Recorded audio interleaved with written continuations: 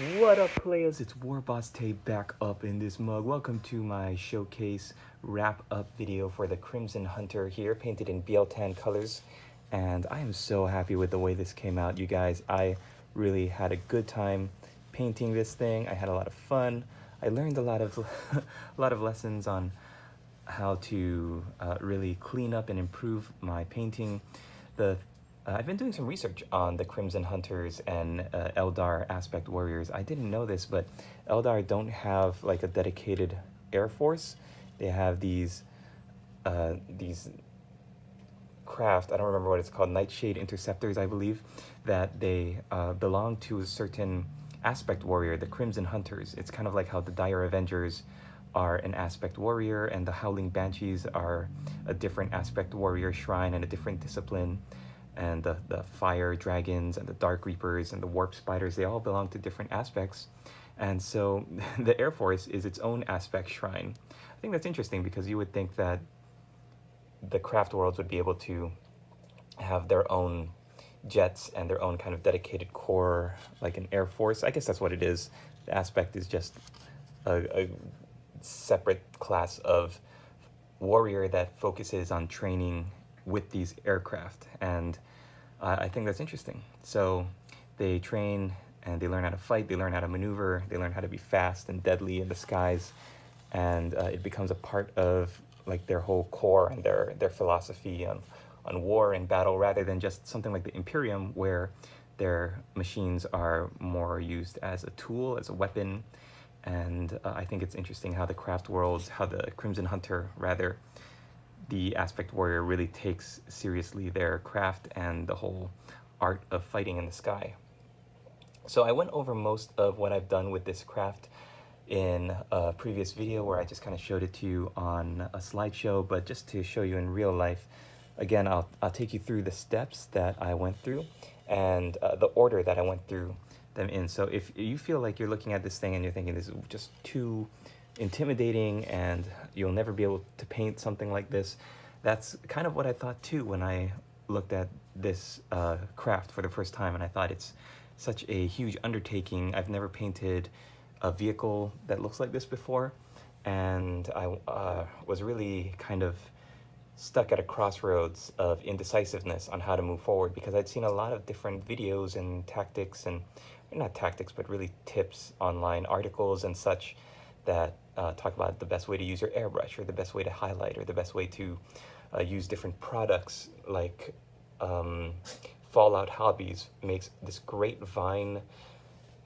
stencil, airbrush stencil, and I've seen it used, and I actually purchased it. It's a very, very nice looking product, but after experimenting with it a couple of times with my airbrush, I decided to just go with the hand painted method, because I wanted to have each of them look kind of distinct and individual. And even though the Fallout Hobbies has a great product in that stencil, that Thorny Vine airbrush stencil, I thought just doing it by hand, especially because I wanted to just have it down along the center here, I think that was a better way to go. So the reason why I went down the center is because most of my other vehicles, everything you've seen in my Eldar commission, I have the vines going all over the craft, all over the fire prism and the night spinner. And when it came time to do the Crimson Hunter, what I wanted to do was have the vines focused, and to enhance and I guess emphasize that I guess the line, the straightforward line of the nose to the tail, the center section going straight, I wanted the vines to kind of frame that line going down the center. If they were all over, it might look like a camouflage pattern, or like it was covering the entire body of the plane. And I thought in the end that I wanted to really just focus the vines so that if you notice them, they become more of like an artistic embellishment, rather than something that is carried across the whole of the plane. And yeah, so getting back to how I painted it, I built it separately. I built the cockpit separately. I went according to the instructions for everything. And when I decided I wanted to have it on this flying base, I made sure that I kept the flying base separate. I didn't glue it to the flying base, because if you're using an airbrush or if you're going to prime it or anything, you don't want to glue this clear plastic piece to your model. Otherwise, when you spray it, any overspray is going to land on that thing and you're not going to be able to get it off. It's going to be just really not very good to look at. So I kept the model built separate, and the first thing I did was I spray primed Dark Angel's green across the entire top, because you notice the top is all green. And then I flipped it over and I spray primed the bottom with white, a white primer, just like I've done with all of my other Eldar vehicles. And you see I'm keeping the cockpit separate in case my client wants to take a look at the pilot, check in on how he's doing. He's pretty good, he's just hanging out. So after I primed the model, I went back over with my airbrush and I used the Minotaur color Forest Green, or grass green rather. It's a very bright, vibrant green color. It's kind of like if one step up in brightness between, or up of a Warpstone Glow. It's between Warpstone Glow and Moot Green. It's a very nice, bright green. And once that had dried, I painted, or I glazed the entire green areas, all of the green areas. I just glazed them with BL Tan Green shaded, or not, I'm sorry, not BL Tan Green, it was a Waywatcher Green, which is a glaze already, but if you add a little bit of water, it'll help it to really spread out. You don't want your washes or your glaze to go on too thick. So once the Waywatcher Green had dried, I went back and I painted, or I did a second glaze of Warpstone Glow. And I really watered that down because Warpstone Glow is a pretty thick color. So if you don't have enough water, if you don't glaze it enough, if you don't break it down enough and thin it down enough with water or acrylic medium, you're going to notice that it's going to go on too thick. It's going to start streaking and it's going to leave really nasty stroke lines, which you don't want, because those stroke lines are basically the hardened, thicker paints just drying in lines along your model. And because we're working with so many flat areas, we want our model to look as smooth as possible. So after that second glaze of Warpstone Glow rather had dried, that's when I went into these panel lines. And those panel lines I shaded with BL Tan Green. It's a nice dark green, it's not too dark, and it's great to just like create a little bit of depth. And then after that was done, I went back into the darkest areas, like here you can see behind the cockpit, and certain areas where you can see the panel lines are really, really dark. I did a little bit of application of Coelia Green shade, which is even darker than BL Tan Green, and it creates a nice depth.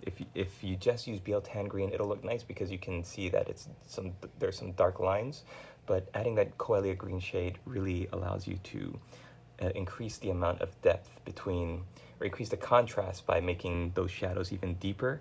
And then the lighter areas, the lighter panel lines with only the BL Tan Green, look a little bit lighter and have that nice contrast where we kind of create some false shadows and we create that optical illusion that the viewer is going to look at and find really interesting. So now we're getting on to the highlights, and I took my Moot Green and I just was very, very liberal with where I put them. I wasn't too liberal with how much paint I used. You don't want to put too much, but I went over every single line and every single edge, and on both sides I put that Moot Green. I watered it down because Moot Green is another one of those very thick paints for a layer paint. And then I just applied it on each side of those panel lines. So you can tell that that Moot Green really creates a nice pop of color between the darkness of those panel lines and the edges and all of the different areas. So after that was done, I took my black paint, I painted out all the weapons, as well as the thrusters here in the back and the power core down there underneath. I also took my black paint and I painted in these vents right there, so that it can create the illusion that there is inner bits working and spinning and doing their thing. Then I painted that little black area behind the cockpit, and then I painted everything within the cockpit black, because what I wanted to do was to show that the pilot is working in a very dark little cockpit there. So I shaded, after I painted rather all of that with Abaddon Black, I highlighted all of those plates with Mechanicus Standard Gray. So you can see the outline of his bodysuit, you can see the outline of his helmet, because I went back in and I did the helmet, the front faceplate of the helmet, first in Dark Angel's Green, then in Warpstone Green, or Warpstone Glow, and then finally in Mood Green. And let's see, after that, we're finally getting to the best part of the model, which I find to be those vines. So I did my Micron art, my Micron pen 0.005, and I just did my squiggly first pattern. And I'm going to do a tutorial showing how I do the vine work, so that if you want to do it and recreate it on your own, then it'll show you how I did it and how you can also replicate it. After I did my first outline, I took my brush and then I painted in what I had drawn with my pen, and then I just did little slash marks on both sides of each part of the vine. So you can see I've got my main center vine that goes all the way through, and then I've got little branching dead end vines that kind of go off into nowhere. They just kind of loop around themselves and create nice little variety for your eyes to focus on. So all of those individual little dead ends, the main vine itself, both sides, you gotta do those slashes. And then remember, when you do one side and you flip to the other side, you just go in alternating areas. So if you can see that I've got where I did one vine on one side, on the other side I did two vines surrounding that one on alternating opposite ends. And that creates the illusion that your vines are random, while actually they're not. The whole time you're very, very much in control of where your vines are going and where those thorns are going. The final part to really seal that illusion in is to use your Mechanicus Standard Gray. You might even want to go up to like a Dawnstone, but I didn't want my vines to look too bright when I highlighted them. Mechanicus Standard Gray is perfect for highlighting black because it creates the illusion of some depth, some shadow, as well as a little bit of highlighted areas. You create the depth by leaving the Abaddon Black completely black, and then the highlight creates that false sense that light is reflecting off of the body of the plane, which is what we wanted. After the vines were done on both sides, I took my Abaddon Black and I decided, you know what, I'm going to go crazy with the gem work, because this is a centerpiece model. This model is going to look really nice no matter where it is on the table, so I wanted these gems to pop. So even though I did purple gems for most of my other models in this commission, when I got to the Crimson Hunter, I decided to go with his namesake and paint them in red. So I had them painted completely in black first, and then I did crescent shapes, starting in the top right, and then going down and to the left. You can kind of see that. First I started in corn red, and then I did a smaller crescent closer to the outside in Mephiston red, then Fire Dragon Bright. You do that for all of the gems, then you take a little bit of white paint and you dot the upper left-hand side, and then you just cover the entire thing in gloss varnish. And it'll create a nice glowy, reflective gem-like surface. Then I took my Tamiya Clear Red. You might have seen in my my discussion video, my live video chat, that I painted all of my cockpits, with my canopy covers with Tamiya Clear Red. It's really, really great. It goes on really nicely. You have to do two applications. The first time it might spread out, become a little too thin and look like it's still kind of plasticky, clear plastic. So a second time, then it creates this nice ruby red, dark blood red reflective look, which I think is really terrific. It bounces so nicely off of the bright green that dark red looks really, really great.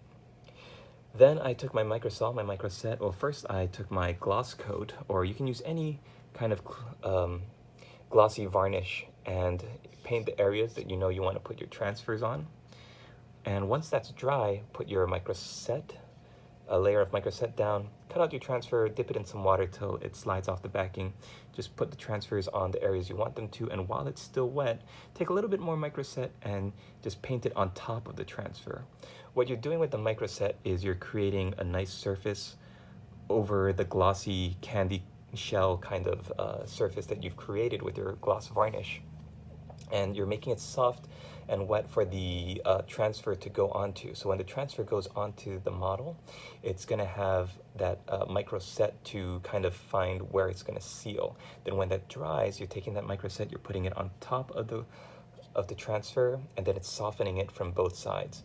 Basically, microsol and microset are products that allow the transfer to kind of soften so they can adhere to a curved surface, which is why it works really great on Space Marine shoulder pads, works really great on curved areas of the model, and I think it's a great product. I'm surprised that Games Workshop hasn't released something similar that does the same thing. After microset is dried, the transfer is dry, you're going to notice it's still a little shiny. The transfer is still going to be pretty shiny because it still looks like plastic that's just got stuck onto the model. So you take your microsol, which is going to dissolve. That's how I remember that. Microsol dissolves the transfer. And then you paint first one application, let that dry completely, and then a second time. And after that second time, you're going to notice that all the little bumps and wrinkles that usually you see in your transfers, when they dry, they're all gone because it kind of dissolves the plastic and melts the plastic into the model. At least that's what I think. That's why it looks so great. Finally, if you still have a little bit of shine around the transfer, you just go back over it with some matte varnish. And matte varnish is going to immediately take away that glossy, shiny top surface so that your transfers look like they were inscribed or painted on or otherwise etched onto the vehicle. And that is basically it. Once you've done that, you seal the entire thing either with a lacquer coat, which I like Tester's enamel lacquer spray coat. Spray the whole model, and that will seal it so that when you touch it and you handle it, the paint is protected. You do 2 applications of that, and you shouldn't ever worry about your paint chipping unless you really knock it against the edge of a table or drop it or accidentally cut it with a knife or something. Your paint should stay on. It shouldn't rub off as well or as long as you treat your models right and don't be rubbing your fingers. If they get all sweaty and sticky, don't be rubbing the model over and over, otherwise naturally the paint's going to come off. All right, folks, that is going to do it. I am so proud of this Crimson Hunter. I think it looks terrific. From far away, it's going to look really, really great. Oh, I didn't talk about the white areas. That's basically just Celestra Gray highlighted up with white from Vallejo, shaded with watered down rust gray, and then highlighted back up with that white. And that'll do it. Once your model is completed and varnished and sealed, you could put it on the plastic base or the plastic stand. Luckily, it slots right in, so I'm just going to take it off and wrap it up separately, send it to my client so that I don't have to worry about wrapping up this whole thing. And then when my client uses the model, he can make sure that he transports it easier by taking the plane off. You want to be able to transport your models as easily as possible so you can get to and from your gaming areas without worrying about it falling over and snapping into little pieces in your bag. If you have any questions, please feel free to hit the or leave it down below. Leave a comment. You can instant message me. You can also ask me on Twitter or Facebook. I'm at WarbossTay, and check out the Google group, which I'm also going to put down below. And I think that is it. I'm also on Patreon. If you feel like you enjoy my videos and you want to support my studio and support me in making more, you can always support me there. Become a patron of my studio. And everything's in the description. If you've got pictures to share, if you're working on something that you want to share, you want to post pictures or videos, we always welcome new members to our community. The WarbossTay 2017, about to be 2018 painting community is, I'm going to put the link down there, like I said, and we welcome everybody. So thanks for watching. Hope you guys are having a great night out there or day, whatever time you find yourself in this crazy universe, in time and space, in our little place. I hope you're having a good one, and we'll see you in the next video. Latest, players!